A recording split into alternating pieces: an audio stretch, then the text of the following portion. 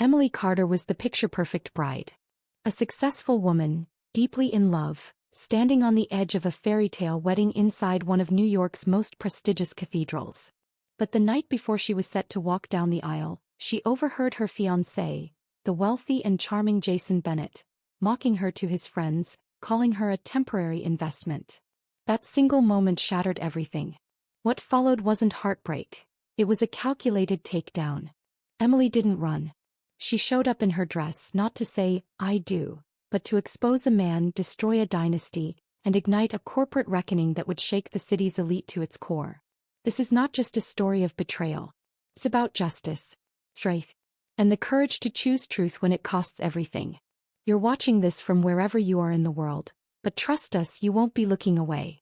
Because once Emily starts walking, she doesn't stop.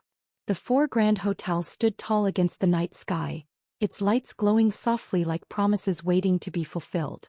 Inside the private lounge on the top floor, voices echoed over the sound of clinking glasses and careless laughter. Emily Carter had no intention of being there that night. Her wedding was only hours away. Her bridal suite was prepared, her dress hung in silk wrapping and her vows handwritten, lay folded neatly beside her bed. But she had forgotten something. A small velvet box containing Jason's grandfather's cufflinks, a gift his mother Evelyn insisted he wear on the big day. So Emily made the short walk from their penthouse to the hotel, hoping to deliver the cufflinks without disrupting anything. The staff knew her well. They had seen her host dozens of charity events at this very hotel. Without question, the concierge guided her to the private lounge where Jason's bachelor party was taking place. She moved quietly, not intending to intrude, just to hand over the box and leave. But as she approached the doorway, a voice cut through the hum of conversation. It was Blake, Jason's longtime friend. "Come on, man. You're not seriously going through with this marriage, are you?" he said with a half-laugh. Jason's voice came next, familiar and relaxed, slurred just enough to reveal the loosened tongue that came with too much whiskey. "She's perfect on paper," he said. "Her trust fund will give Bennett Holdings the expansion we need, and her connections? I mean, they open every door. She's obsessed with me, totally loyal." A few of the men chuckled, but Blake pushed again. "So she's just, what? A stepping stone?" Jason's answer was the kind of sentence that didn't just break hearts. It rewired the way a person remembers their entire life. "She's temporary," he said, laughing. "Until someone better comes along. Someone more appropriate for the long term." Emily stood frozen behind the partially open door, the velvet box clutched so tightly her knuckles went white. The room blurred in front of her, but not from tears. Her body did not collapse. Her mouth did not quiver. She didn't cry. Not yet. Something colder settled in, like frost spreading quietly under skin. In one instant, 3 years of shared memories were sliced apart by the edge of a single sentence. The late-night calls that ended abruptly, the dinners cancelled last minute, the dismissive glances when she voiced her opinion, all of it made sense now. She hadn't been building a life with Jason. She'd been financing his. She turned without making a sound and left the hotel through the back entrance. Once inside the elevator of their penthouse, she loosened her grip. The velvet box fell to the floor with a soft thud. She didn't pick it up. Instead, she walked straight to the desk, opened her laptop and began typing. Jason had made her a business partner in name only, assuming her lack of interest in spreadsheets made her harmless. But Emily had access. Bank accounts, contracts, email archives. And in the quiet hum of the early morning, with only the ticking of a wall clock to accompany her, she began looking. At 1:13 a.m. she found the first email, a trail of redirected funds through offshore accounts. At 2:27 an internal memo about backdating contracts for investors. At 3:41 a string of messages between Jason and Olivia Hart, his strategic director, discussing post-honeymoon plans that didn't include Emily at all. Plans that included selling the business once her money had cleared and then disappearing to Italy together. But it wasn't just betrayal in love. It was criminal. Fraud, embezzlement, conspiracy. She leaned back in the chair, the weight of everything pressing down but not breaking her. Her chest rose then fell. Calm, clear, deliberate. Her phone buzzed. It was an anonymous number. She stared at the message. "He's done this before. You're not the first. But you can be the last." Attached was a bank statement, evidence from someone else he'd hurt. Someone who clearly knew how Jason worked. Emily stood slowly, walked to her closet and took out the wedding dress. She didn't cry when she touched it. She didn't mourn what she thought would be. She simply zipped up the garment bag and laid it on the couch. She wasn't going to walk away. Not this time. She was going to walk in, eyes open, spine straight, heart steeled. But she wouldn't be arriving as a bride. No. She'd arrive as the reckoning he never saw coming. Emily wasn't planning to ruin a wedding. She was about to destroy a dynasty. She glanced once more at her laptop screen, then at the cufflinks still lying on the floor. The box remained unopened. The man she thought she'd marry had written his own eulogy with every deceitful word. She would just be the one to read it. Emily decided that if he wanted a performance, she'd give him one they would talk about for years. Emily wouldn't walk down the aisle to promise forever. She would walk down the aisle to end it. And this was just the beginning. Emily decided not to shed a tear. She would go to that wedding but not to make vows. She would be the witness, the judge, and the executioner. Emily sat in the quiet of her penthouse, the morning light just beginning to paint the skyline in strokes of silver and pale blue. The city, so full of rhythm and breath, had no idea what she was about to unleash. Her wedding was in 8 hours. The dress was ready. The guests were in town. The cathedral was booked. The story everyone expected was still on schedule. But she had chosen a different ending. One where the bride didn't say, "I do." She said, "This ends now." Her fingers flew across the keyboard, her breath steady. The calmness wasn't natural. It was forged, hardened like steel under pressure. Emily had always trusted Jason with the business side of things. He handled the logistics, the finances, the partnerships. She stayed on the creative side. Philanthropy. Branding. She had never questioned why he insisted she remain a silent partner. Now she knew.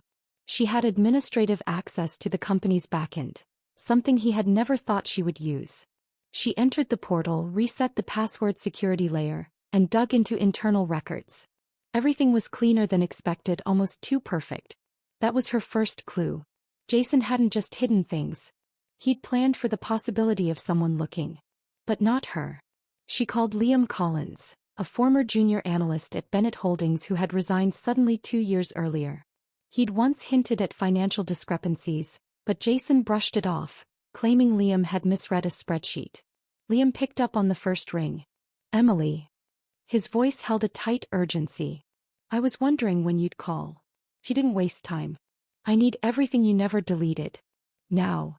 Liam didn't ask why. He sent a secured link within the hour, packed with archived files he had backed up the day before he walked away.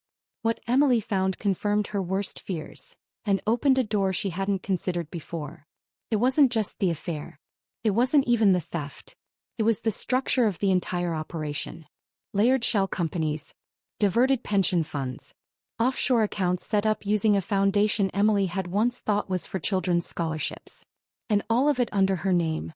If she had married Jason, she wouldn't just be a pawn. She'd be complicit. A sharp knock on the door pulled her out of the spiral.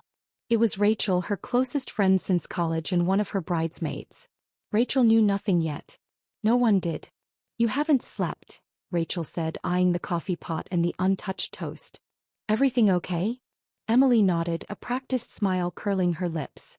"Just finishing the final details." Rachel gave her a long look, then stepped inside, unaware of the storm gathering behind those calm eyes. After Rachel left, Emily opened a new message thread on a secure app. She contacted someone she never thought she'd use. Noah Jameson, an investigative journalist known for toppling corrupt tech firms. He owed her a favor. Years ago, Emily had leaked a tip that helped him expose a pharmaceutical company's illegal trials in South America. She didn't need publicity, not yet. What she needed was placement. Noah agreed to be at the church. Disguised as a guest. He'd have a camera, a microphone, and backup. He wasn't coming alone. By 9 a.m., Emily had completed the digital paper trail. She encrypted it, printed select pieces, then created 3 folders. One for the authorities, one for the press, and one for the altar. She walked to the mirror and stared into it. She didn't see a victim. She didn't even see a woman wronged. She saw resolve. And rage. And purpose. A text came in. It was from Liam. Check Jason's personal account ending in 0089. Sent another doc. Hidden asset transfers. Also, he forged a few of your signatures. Her pulse didn't spike. Her expression didn't shift. This was fuel. More weight to throw on the fire. The wedding dress waited quietly in the corner, its presence almost mocking. Emily walked toward it and unzipped the bag. As the silk fell open, she reached into the pocket she had asked a seamstress to sew into the inner lining just last week. A pocket Jason didn't know existed. She slid the cream-colored envelope inside. The phone buzzed again. This time it was from Noah. "We're ready. Reporter. Cameraman. Legal rep. Tell me where to stand." She typed 2 words. Second row. Then she shut the phone off. No more messages. No more thoughts. Only execution. Emily turned from the mirror, her reflection fading behind her. She wasn't arriving as a bride. She was arriving as the reckoning. And she was just getting started. The bridal suite at St. Helena Cathedral was draped in elegance. Ivory curtains flowed gently in the early breeze that slipped through the arched windows. Fresh white peonies and blush roses filled the air with soft fragrance, arranged precisely to match the wedding theme, timeless romance. Every detail was flawless as it should have been, but the atmosphere inside felt strangely hollow. Emily sat motionless at the antique vanity, a makeup artist dabbing gently at her cheeks, while soft music played in the background. Her face reflected calm, almost serene, but inside, everything pulsed with a singular focus. The cream envelope, now thick with evidence, was secured in the hidden pocket of her gown. The dress was stunning. Layers of hand-stitched lace, delicate crystal details, and a train that swept the floor like a whisper. But for Emily, it wasn't a symbol of love. It was a disguise, a suit of armor tailored to perfection. "Emily, the florist just dropped off the bouquet. It's even more beautiful than we imagined," came Evelyn's voice from the doorway, light and cheerful, full of pride. She entered the room carrying a magnificent arrangement of white and blush blooms. Her smile was warm, genuine. "I told them peonies were your favorite," Evelyn said, placing the bouquet in Emily's hands. "You've brought so much light into Jason's life. Into all of ours." Emily swallowed, the knot rising in her throat. "Thank you," she said softly. "This means more than you know." Evelyn stepped closer and reached into a small velvet box. "This is for you," she said. "Jason's grandmother wore it on her wedding day. So did I. Now it's yours." The pearl necklace was elegant, timeless. Evelyn fastened it around Emily's neck with trembling fingers. For a moment, Emily almost faltered. Almost. Anna, Jason's younger sister, entered next, adjusting the sleeves of her champagne-colored bridesmaid dress. She moved behind Emily and began gently arranging her veil. "You look like you stepped out of a dream," she whispered. Emily met her eyes in the mirror and smiled. "So do you." Anna squeezed her shoulders. "Jason is going to lose his mind when he sees you." Emily held the smile. "Let's hope so." The room bustled as the other bridesmaids entered, their laughter soft, excited. Glasses of champagne were passed around. Toasts were made. Compliments flowed freely. Emily didn't touch her glass. She stared at the bouquet in her lap and thought of all it represented. On any other day, it would have symbolized softness, celebration, unity. Today it was a weapon wrapped in petals. Her phone vibrated discreetly on the vanity. She waited until no one was looking and checked the screen. 11:43 a.m. A message from Noah. Additional documents secured. All parties are in position. We have confirmation of offshore transfers and correspondence with legal intent to defraud. Attached were 2 new screenshots. One showed a message from Jason to a private banker in Zurich. The second was an email thread to Olivia Hart, outlining a post-honeymoon asset division plan. Emily's fingers curled slightly around the phone. There was no more doubt. No more space for questioning. Just then a knock on the door. "Emily." Anna called from the other side. "The coordinator says we've got 30 minutes. "Just finishing up," Emily replied, her voice steady. She stood and walked to the mirror. Her veil shimmered slightly in the light. The pearls at her throat felt colder than they should have. The woman staring back at her wasn't soft anymore.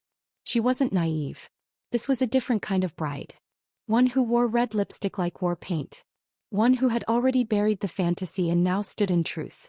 Evelyn returned to give one last motherly touch. Her eyes were misty proud. She leaned in and said, "No matter what happens today, I want you to remember, you've been more of a daughter to me than I ever hoped for." Emily pulled her into a tight embrace. "Thank you. That means everything to me." Evelyn looked confused for half a second, but the moment passed. The wedding planner appeared with her clipboard. "Places, everyone. The guests are seated. The groom is at the altar." One by one the bridesmaids filed out, their dresses catching the sunlight. Anna kissed Emily's cheek before she left. Now alone, Emily walked to her hidden drawer and retrieved the envelope. She slid it into the pocket of her dress. Through the thick cathedral doors, she could hear the string quartet beginning Pachelbel's canon. The same piece she and Jason had chosen together once upon a time. Her phone buzzed one final time. Noah, reporter and photographer in place.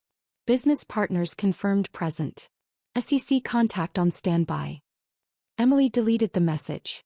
He tucked the phone away. Then she drew in a single breath. And whispered to the waiting coordinator, "Yes. I'm ready." Emily wasn't walking toward a beginning. She was walking toward a reckoning. And every step forward was another moment closer to justice.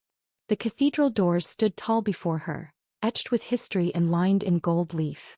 Behind them, 200 guests waited in hushed anticipation. The air was thick with reverence, tradition, and expectation. But for Emily Carter, standing alone in the vestibule, there was only silence and clarity. The kind that came when a woman shed illusion and prepared to confront the world with the truth in her hands. The string quartet played on, sweet and polished, every note echoing through the vaulted ceilings. The scent of flowers drifted toward her, soft and luxurious. Her heels clicked softly against the marble as she stepped into the aisle. Her veil fluttered ever so slightly with each movement, her bouquet balanced in one hand, the hidden envelope pressing gently against her thigh.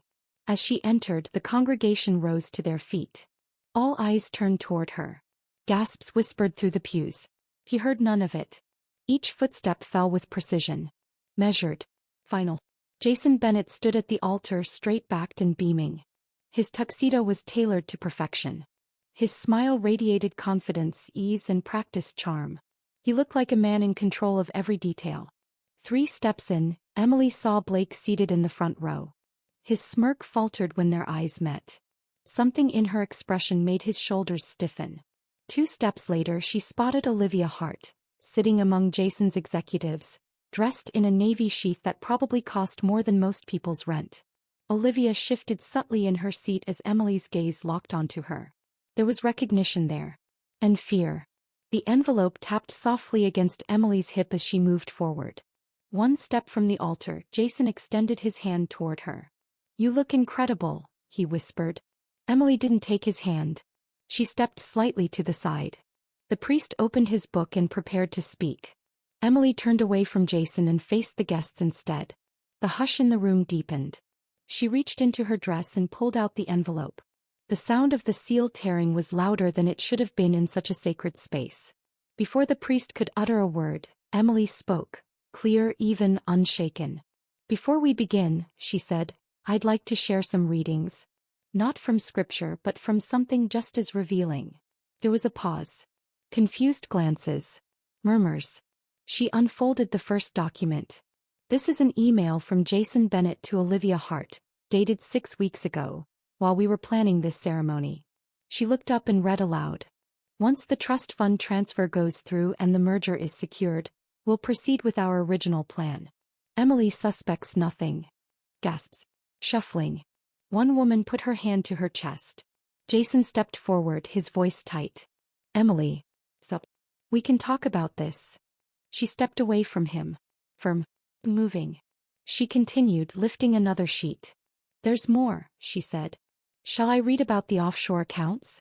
The forged signatures? Or how about the pension funds you diverted from your employees?" A wave of whispers swept through the pews. Olivia stood pale and wide-eyed. "You're unbelievable," Jason hissed under his breath. "You don't know what you're doing." Emily's voice rose slightly, not with anger but with authority. "I know exactly what I'm doing." She gestured toward the rear doors. At that moment they opened in unison. Two agents from the Securities and Exchange Commission stepped into the aisle. Their presence silenced the room. Jason turned, visibly stunned. He lunged forward toward the documents in her hand. Emily anticipated the move. She released them. Papers fluttered like white ash through the air, landing gently on the polished floor. Evidence. Contracts. Emails. Bank transfers. Gasps turned to shouts. Some guests stood to leave. Others raised phones. Jason gripped her arm. Please, Emily. We can fix this. She stared straight into his eyes. Fix it? Like how you fixed your books. Like how you fixed your way into my life. She pulled free. I trusted you. I would have given you everything. But to you I was nothing more than a resource. A transaction. He opened his mouth to respond, but a voice behind them called out. Sir, step back. The agents approached. Jason looked around, realizing too late that he'd lost control.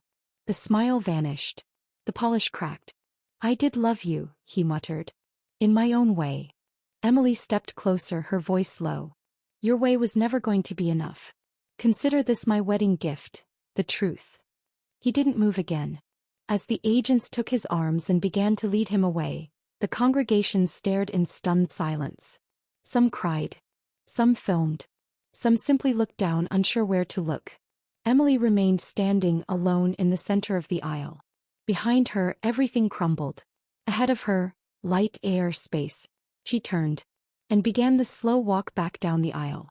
Emily walked out with her head high, every step forward another thread cut from the web Jason had spun. She wasn't leaving a wedding. She was walking away from a lie. And the storm she had just unleashed was only beginning to spread. The moment Emily stepped out of the cathedral and into the spring sunlight, cameras exploded around her. Questions rained down, rapid, chaotic, breathless. She didn't answer a single one. Her heels struck the pavement with precision as she walked past the stunned crowd and into the waiting car. Noah was already inside, laptop open, expression unreadable. You detonated it, he said simply. Emily didn't flinch. It's only just started. Within hours, footage from the cathedral had gone viral. By nightfall, headlines dominated every news outlet. Runaway bride exposes corporate scandal at altar. Jason Bennett's smiling face, now synonymous with deception, flashed across screens nationwide. But this wasn't about embarrassment. This was about accountability. Back in her new apartment overlooking Central Park, Emily watched the news in silence. Her hands didn't tremble. She didn't smile. The documents had been delivered to the SEC, to the press, and, most critically, to the major investors of Bennett Holdings. That same evening she received the first call from a major client, a mid-sized medical supplier out of Chicago. Their portfolio had been heavily entangled in Jason's expansion strategy. The voice on the line was panicked. Are we going to lose everything? No, Emily said firmly. Not if we act fast. I'm going to walk you through the exits. She hung up and immediately began compiling a series of transition strategies. She knew where the fraud started and where it ended. And she knew how to untangle it. The difference now was that she was no longer inside the lie. She was outside it, holding the knife that could cut it clean open. Over the next 48 hours her inbox flooded. Former employees. Silent partners. Victims who had been forced out of their contracts. One of them was a woman named Carla who had nearly lost her home after refusing to backdate an internal report. Jason had made her disappear, quietly and cruelly. Emily scheduled a meeting. But not everyone was desperate. Some were dangerous. A call came from a number Emily didn't recognize. When she answered, the voice was cool. Controlled. You've made your point, said the woman on the other end. Back off before this becomes something you regret. It was Olivia Hart. Emily let the silence hang for a beat before replying. The difference between you and me, Olivia, is that I don't bluff. If you come after me, I'll bring the entire company history to your doorstep. You think today was bad? Try tomorrow. She ended the call and immediately alerted Noah. He rerouted her internet activity through encrypted VPNs and assigned her a digital security team. Olivia might have been Jason's partner in profit and in bed, but Emily had outgrown fear. Meanwhile, Evelyn Bennett reached out. 3 days after the wedding, she arrived unannounced at Emily's apartment with a familiar velvet box in hand. I believe these belong to you, she said, holding out the family pearls. Emily hesitated. I can't wear something tied to that name. Evelyn didn't flinch. Then turn it into something else. They sat down at the kitchen table, steam curling up from mugs of tea. The silence between them felt different now, not heavy but shared. After a long pause, Evelyn said quietly, I failed him somewhere. I raised him. I protected him. I thought he was like his grandfather. But he's not. No, Emily said gently. You gave him every chance to become someone better. He chose this path. And I chose not to follow. The next morning, Emily announced the launch of a new consulting group, dedicated to forensic audits, ethical business practices, and whistleblower protection. Calls came in immediately. The name Emily Carter was suddenly synonymous with integrity, with courage, with truth. But that was never the goal. Her mission was clearer now, to ensure what happened to her didn't happen to others. And it wasn't just corporate partners watching. Government agencies had begun deeper investigations into Bennett Holdings. Jason hadn't just been dishonest. He had built an entire architecture of fraud. And Emily had torn out the blueprint. By the end of the week, Noah sent her a message. We got the wiretap from Zurich. The banker confirms Jason moved funds under false pretense using your trust. You're officially listed as a key witness. Emily didn't celebrate. She opened her laptop, reviewed her notes, and replied to another frightened partner looking for guidance. Later that evening, as the city lights flickered below her window, she received a final message from Olivia. It was simple.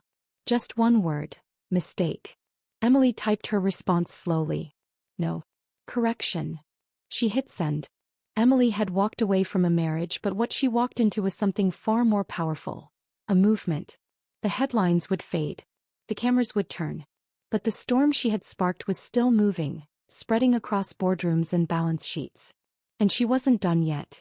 The courtroom was stark and cold, paneled in dark wood, its silence heavier than any cathedral. Rows of spectators sat in rigid lines, whispering occasionally, their curiosity barely contained. Cameras were prohibited, but that didn't stop the press from waiting outside in droves. This wasn't just a fraud case. It had become the case. The one where a jilted bride took down a corporate empire. Emily sat at the witness stand, her back straight, fingers clasped gently in her lap.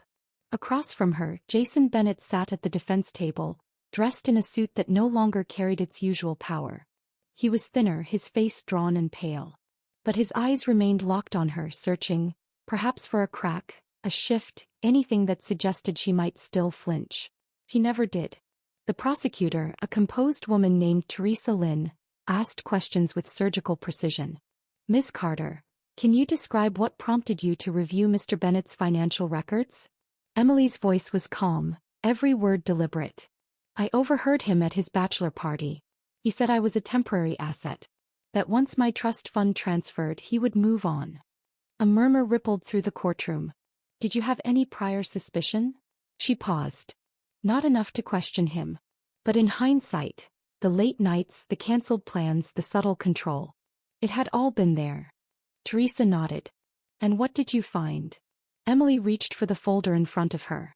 Offshore accounts. Fraudulent transfers. Internal memos tying Mr. Bennett and his executive team to embezzlement, fabricated audits, and misappropriated client funds. Documents proving collusion with Olivia Hart to siphon assets under my name. Jason shifted in his seat, jaw clenched. For 3 days, witnesses came and went. Analysts, former employees, corporate partners who now distanced themselves publicly.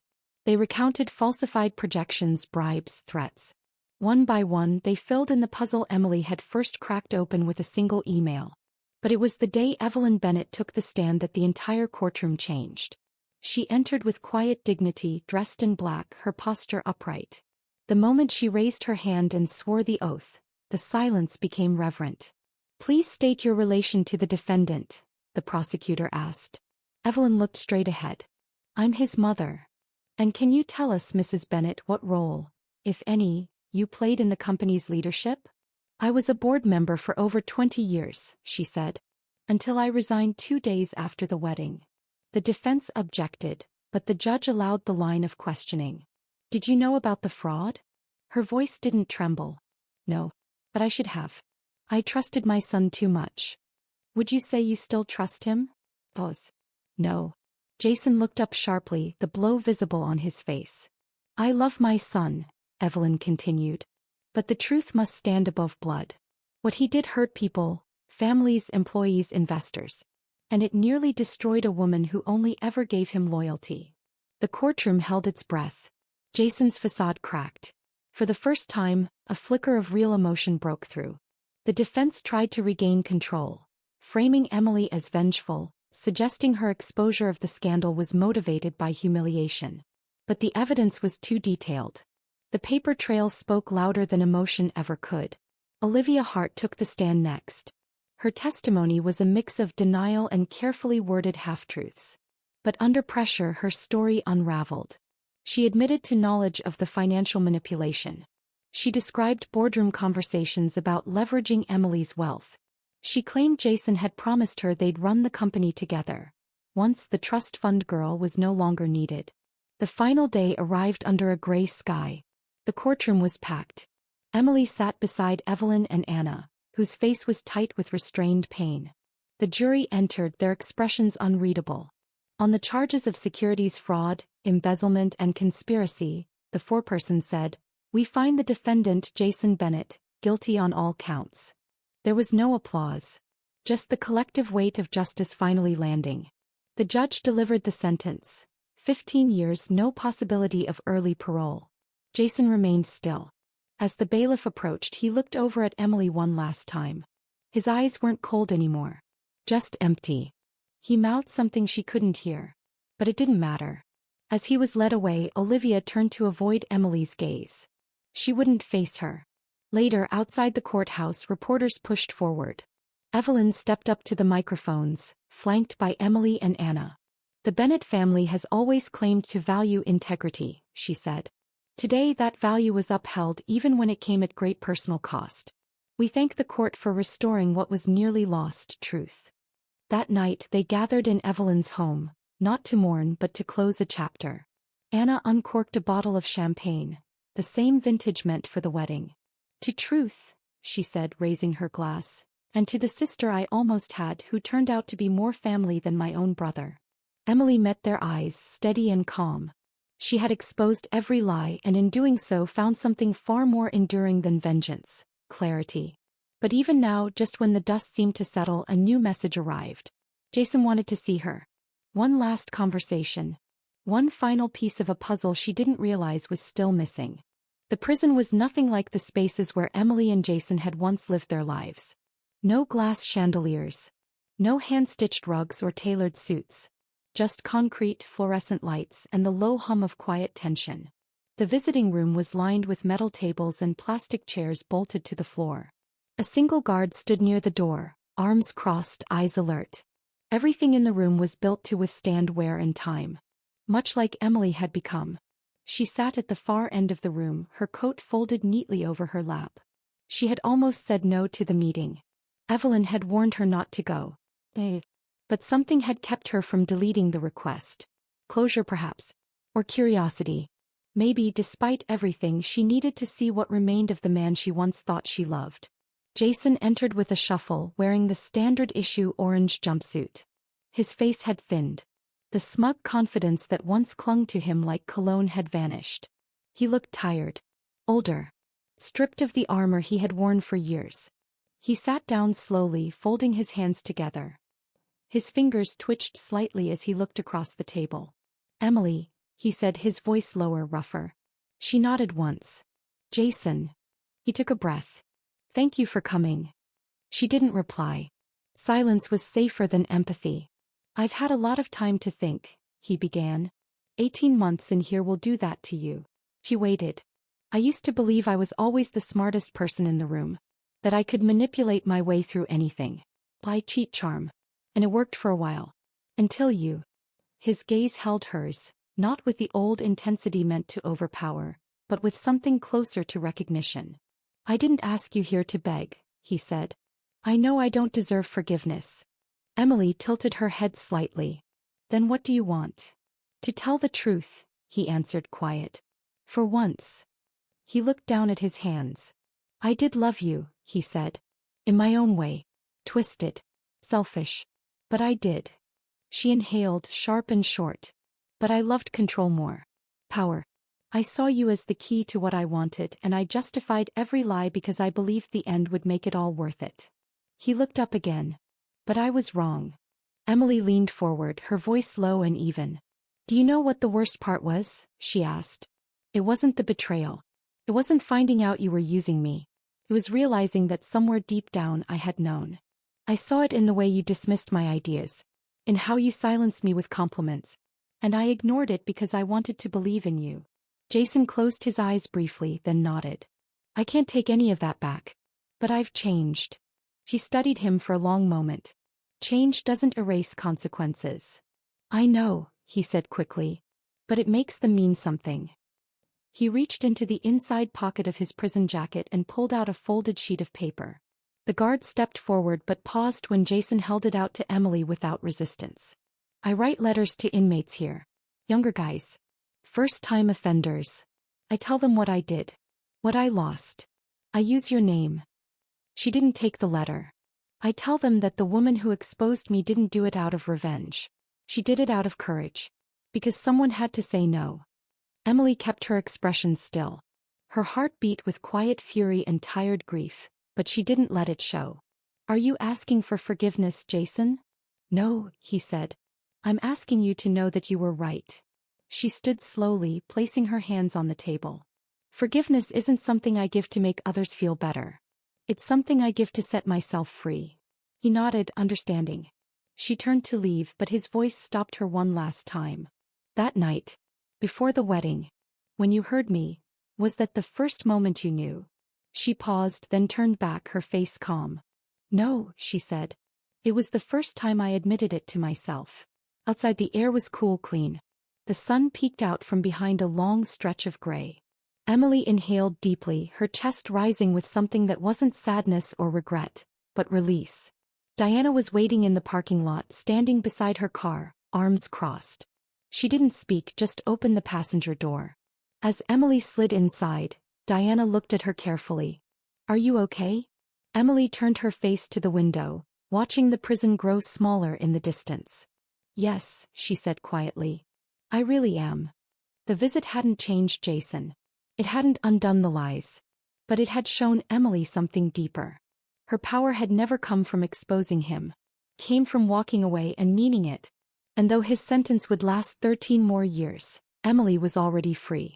The lecture hall at Columbia Business School was packed to the back wall, every seat taken by students, educators, and professionals who had flown in from across the country. It had been over 2 years since Emily Carter walked away from the altar, but her story still echoed through boardrooms and classrooms alike.